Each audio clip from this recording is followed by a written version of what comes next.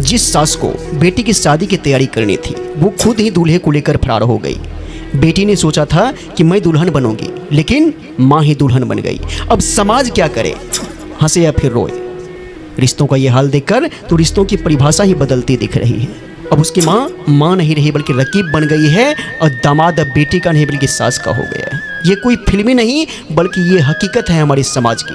अब सोचने वाली बात ये है कि ऐसा क्यों हो रहा है, क्योंकि आजकल लोग सब कुछ जानते हैं, लेकिन क्या सही है ये समझना भूल गए हैं। रिश्तों में अब भावना नहीं बल्कि स्वार्थ आ गया है, और हमारे अंदर के संस्कार गायब होते जा रहे हैं। और यही वजह है कि रिश्तों का सम्मान खत्म हो रहा है। हम लोग मंत्र में कहते हैं कि धियो यो ना प्रचोदयात, यानी हे भगवान हमारी बुद्धि को सन्मार्ग की ओर चलाओ। लेकिन आजकल लोग भगवान से बुद्धि नहीं बल्कि दूसरों का पति मांग रहे हैं। हमें खुद से पूछना होगा कि हम अपने बच्चों को सिर्फ पढ़ा रहे हैं या फिर संस्कार भी दे रहे हैं, क्योंकि अगर यही चलता रहा तो कल को सास नहीं बल्कि दुल्हन आएगी बारात में।